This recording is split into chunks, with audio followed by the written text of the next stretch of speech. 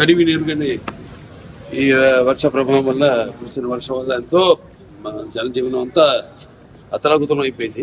ఇక్కడ ఈ ప్రాంతం అంతా కూడా విజయవాడ గుంటూరు. సో మనం కూడా చెప్పడం జరిగింది 50 సంవత్సరాలు పూర్తి చేసుకున్న సందర్భంలో ఇట్లా నాన్నగారి నుంచి కూడా ఎలా ఆయన ఎప్పుడు ఎటువంటి విపత్కర పరిస్థితి వచ్చినా రాష్ట్రాలకి, అంటే ఇప్పుడు ఆంధ్ర తెలంగాణ కాబట్టి ఏ రాష్ట్రమైనా ప్రాంతాలు వేరైనా మన అంతరంగాలు ఒకటేనన్నా, ధ్యాసలు వేరుగా ఉన్నా మన భాష తెలుగు భాష అలా అన్నింటినీ కలిపారు ఎన్టీ రామారావు. ఒక ప్రాంతానికి ఆపత్తి వస్తే ఇంకో ప్రాంతం వాడిని దాంట్లో భాగస్వాములు చేయడం, అదే ఇదంతా అంతా ఒకటే, ఒక ఉమ్మడి కుటుంబం, వసుదైక కుటుంబం, అంతా అన్నదమ్ములం అన్న అందరిని ప్రభావితం చేసి వాళ్ళని అందరినీ ఆదుకునేలా, అలాగే మేము కళాకారులు ఆయన్నే ఆదర్శంగా తీసుకుని అప్పటి నుంచి అంటే నేషనల్ డిఫెన్స్ ఫండ్ కానివ్వండి, లేకపోతే మన ఉప్పెన కానివ్వండి దివిసీమలో, లేకపోతే మన వేరే రాయలసీమ క్షామ నివారణ కోసం అయితేనేమి ఆయన అప్పుడు జోలి బట్టి మిగతా ప్రాంతాలన్నీ తిరిగి ఆయన అడుక్కోవడం జరిగింది డబ్బు.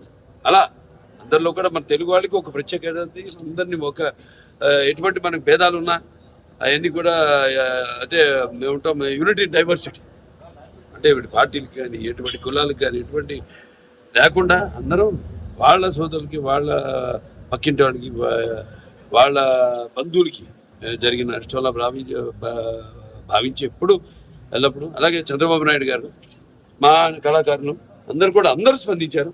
వాళ్ళ సిద్ధు జనరల్ గారు అయితేనేమి, లేకపోతే బ్రో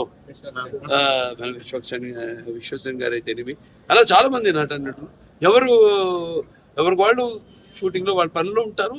ఇప్పుడు మాకు ఖాళీ దొరికింది కాబట్టి ఒక్కరోజు వచ్చేసి, ఎందుకంటే ఇప్పుడు అనౌన్స్ చేసి చాలా రోజులైంది, వచ్చేసి మా సహాయార్థం ప్రజలకి ఇక్కడ బాధితులకి ఈ యొక్క సీఎం రిలీఫ్ ఫండ్కి ఏదైతే తోచింది మేము అనౌన్స్ చేసామో అది ఇవ్వడానికి వచ్చాం. అలాగే చాలామంది కూడా ప్రభావితులయ్యి వాళ్ళు అనౌన్స్ చేయడం జరిగింది. వాళ్ళు తిరిగి సమయంలో వాళ్ళు వచ్చి తప్పకుండా వాళ్ళు ఇచ్చి పెడతారు.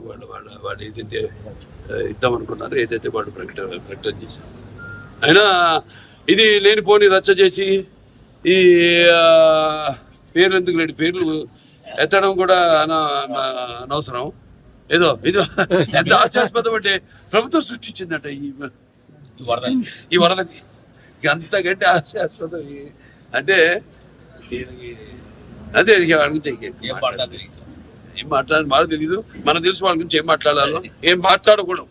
అది దీంట్లో సాయం అందించిన చాలా మంది ఉన్నారు. అక్షయ్ వాడు ఉన్నారు, భోజనాలన్నీ అందరు కూడా ఇప్పటిదాకా 10 లక్షల ప్యాకెట్లు, వాళ్ళ రోజుకి 2 లక్షల ప్యాకెట్లు వాళ్ళు కూడా ప్రభుత్వ సహాయ సహకారాలతో వాళ్ళు కూడా మంగళగిరిలో ఈ వంటగది పెట్టి వాళ్ళు అందరూ కార్యకర్తలు అయితేనేమి, నాయకులు అయితేనేమి అందరూ కూడా దీన్ని ఒక విపత్తు దీని కింద కెలామిటీ కింద కేంద్ర ప్రభుత్వం దాన్ని గుర్తించి సహాయ సహకారాలు అందిస్తుంది ముందు.